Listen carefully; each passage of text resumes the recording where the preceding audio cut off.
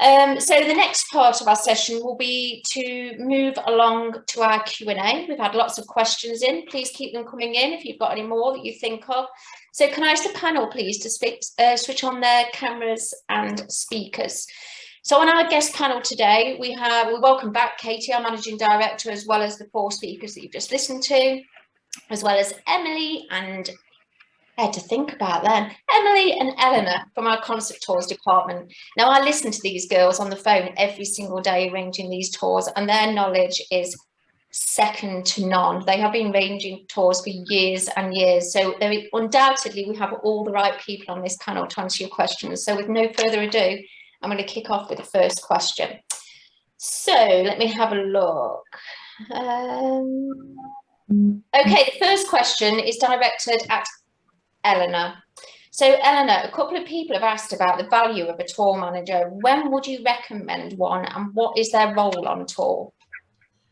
Okay, well, I think it depends on each individual group's requirements, really. I think if you're an adult group, the role is probably to help take some pressure off you as group leader. So what you'd be doing, what you'd be relying on the tour manager for is they'll be there usually to help you with the languages and to help you as a go-between at the venues.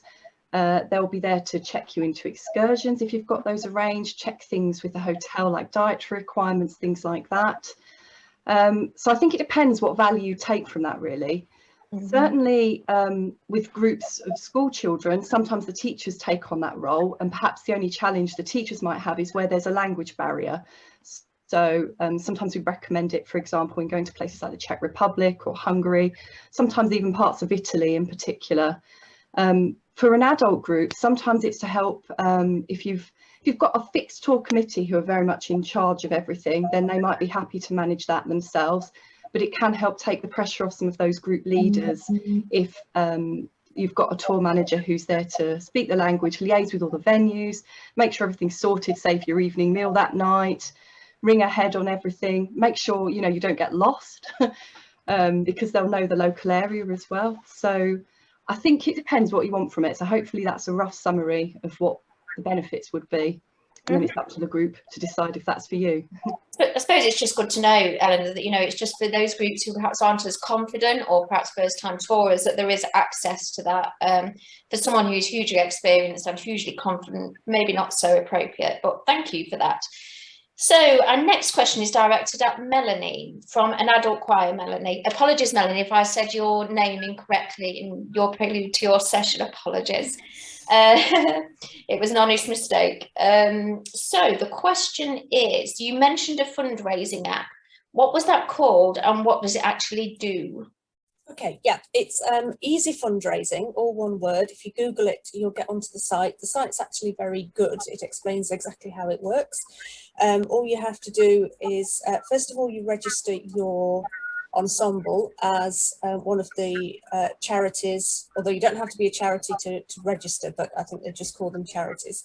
And then you can send out a link to all your supporters and all your ensemble members.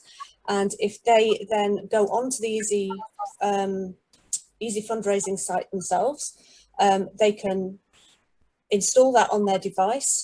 That then just every time they visit a participating retailer's site, Easy Fundraising goes, oh, would you like a donation from this?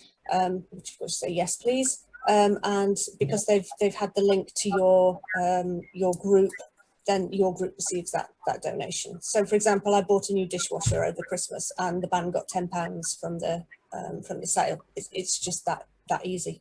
Such an easy way to raise funds. We're all looking for new ways to make fundraising a little easier. So I'm sure everyone will be scurrying away to get that app downloaded and promote that to their group. Thank you very much. My next question is directed to Emily at Rayburn from a band leader. They've said one of the speakers mentioned the need for a first aid on tour when you are travelling with children. Sorry, a first aid on tour when travelling with children. Is that applicable to adult groups as well? I think it was Jason who mentioned the need for a first aid on tour, which is really an extension of what they will provide in school as their general risk assessment and duty of care. So that really, when they take trips offside, that's an extension of that. But for an adult group going on tour, it isn't compulsory to have the first aider. You might find that choirs, orchestras will have designated first aiders during their UK, concerts and rehearsals, but they're not necessarily going to be on tour. However, it's perhaps it's good to know that we do provide, as part of our tour pack, which is also on the Vamoose travel app, information, a local emergency number. So when you're out in resort, those numbers are listed, as well as also access to our own emergency 24-hour emergency phone at Rayburn Tours. But so those numbers are provided, but no, it's not compulsory. Okay, great. Well, anything to ensure that we've got the safety requirements of a tour ticked off is vital. So thank you for that. The next question is for Eleanor, from a Choral Society leader. Do you offer locally based tour guides, and how would this differ from a Rayburn tour manager? Okay, so obviously that's linked to what I'd answered before. I mentioned Hungary and the Czech Republic actually before, where is that more of a language barrier. And typically for those sorts of destinations where perhaps there aren't that many British speakers of those language, we do often use local tour managers. So they will be able to interpret for you in those local languages, should you need it at concert venues and things. They wouldn't travel with you from the UK. Most of the time, if it's someone, a sort of Rayburn Tours tour manager, they would usually travel with you from the UK, although sometimes they might meet you in resort. We do sometimes do that in Italy, where we've got a lot of Italian-based English-speaking couriers. They basically perform much the same role, but they may not be with you on your journeys, outbound and return. Sometimes we do, there's a few where they are actually a local tour guide. That's quite rare though. That's not something you typically expect from a local tour manager. And if you're thinking as well, it may be a local guide. So you can get obviously guides who will arrange guided tours, but that's not typically what a tour manager would do. They won't necessarily be able to give you like the history overview of an area. So it's perhaps worth noting that that's something slightly different. Hopefully that helps. Interesting. I know when I've been on a tour before as a tour manager, it's one of those things, like you say, with the local tour guide, they're not going to join you for the trip. But in my experience, definitely there was a huge benefit of being on that coach with that group, working alongside the coach driver, communicating progress. It was kind of just set the tone for the tour. And I think a full-time tour manager kind of gets really immersed in the trip. So very different to the local one. So thanks for that. Emily, what do you do to try and ensure a good concert audience? Yeah, no, we really appreciate the fact that generating a good audience for all the concerts in resort is, really important for our groups out on tour. It really adds to the experience if you can have that audience experience and feed off their reaction to all the effort that you've put in planning for the tour. So we do go to great lengths to try and maximise audiences in resort. So really the first port of call is the venues themselves. They're obviously where you're going to be performing and can advertise locally for us, and we will supply publicity material for that. We do printed publicity, but also electronic publicity as well, but we will provide them with those materials for them to be able to use. So that's the first point, is the venue a really best place to try and get that local audience along. With the advent of social media, it's been around for many years already now, but it's becoming used more and more to get the word out there electronically, through the web, online, through Twitter, Facebook, all kinds of different channels now that we use. But apart from that, the venue online media, we do use local tourist offices. They're a really important place to promote events as well. So passing audiences as well as local people get to know what's on when you're in the resort. So it's a whole host of different ways to try and boost those audiences. It's really reassuring, I'm sure, Emily, for a lot of groups, we perform, we need an audience, so we have to ensure we do everything to do that. So that's fantastic to hear. I've got a question for Ian. However, Emily or Eleanor may have something to add. If you can't get out on an inspection visit, what do you recommend groups could do as the next best thing? And what questions should they be asking? Can can Rayburn provide photos of venues, for example? Don't know who wants to go first. Yeah, I mean, the key thing you need to be doing is sorting out to the nth degree of detail the practicalities of your visit to the venue. You know, what I was saying about loos, changing facilities, etc. What do they want by way of concert, and get that all agreed in writing. You know, make sure you nail down your access times, because you will need time to rehearse in the venue. You're going into this venue, you've never sung in that venue before, you've got no idea what the acoustic's like.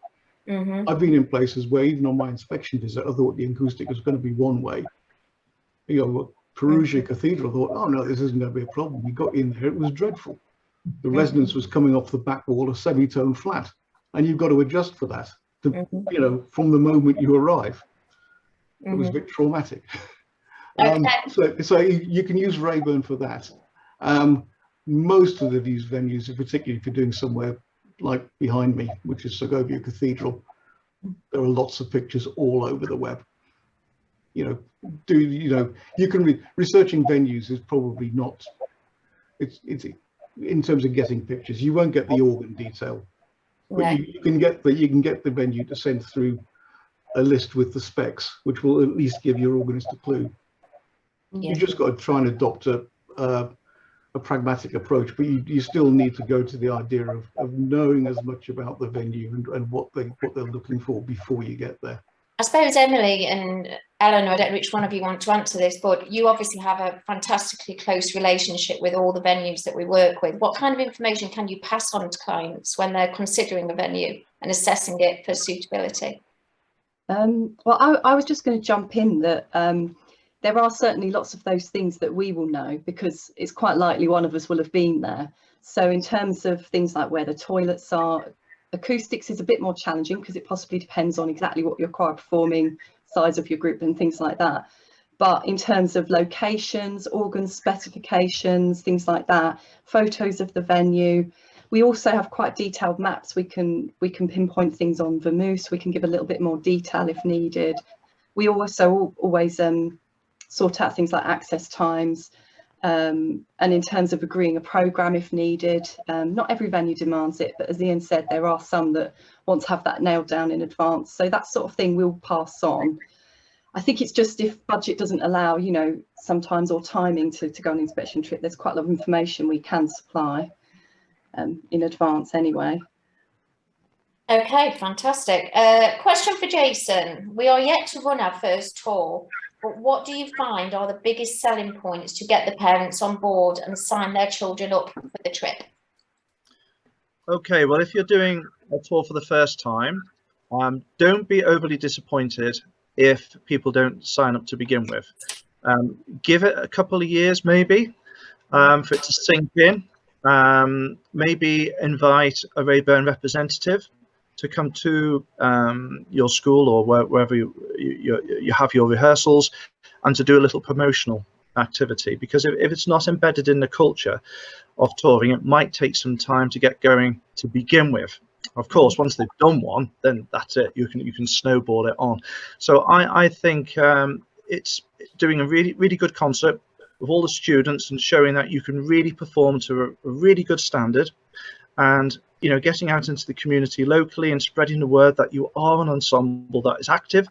That will promote, you know, the knowledge of you within the community.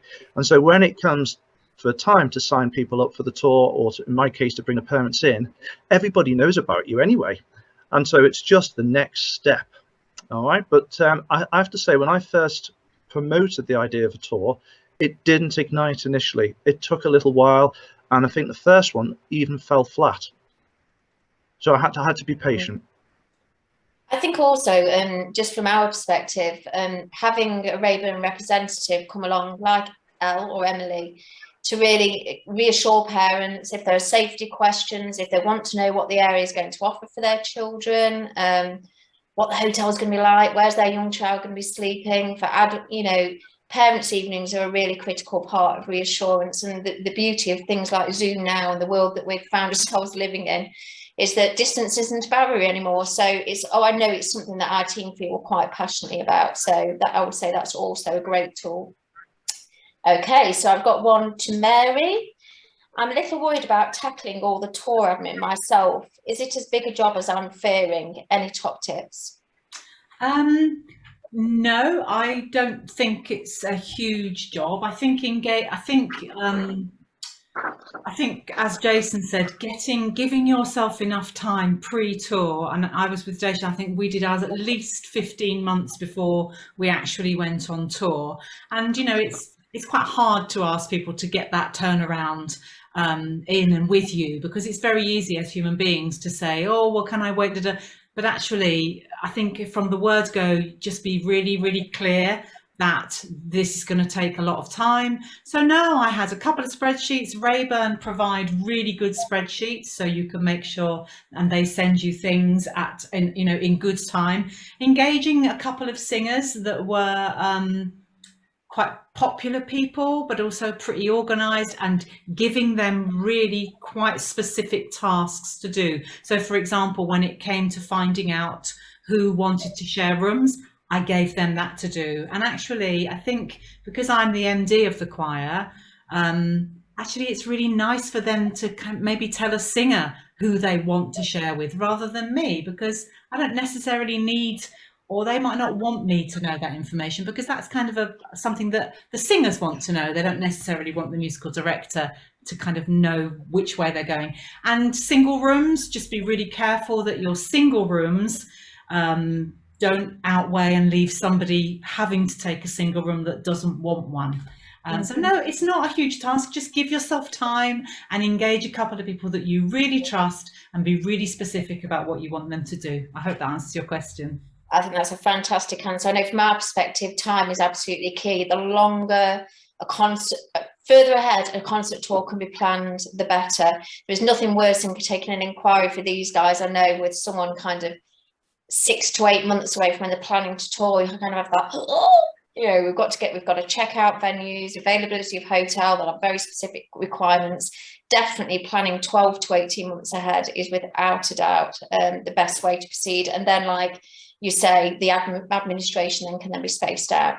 So thank you for that. I'm really sorry, folks, but we've run out of time, and I know we've all probably got places to go and a certain football match to watch. So I want to say personal thank you, because I've met these speakers before. Again, thank you so much, guys. It's an honour that you've been happy to spend this time to speak on our behalf. We are very grateful. We're glad that you do work with us.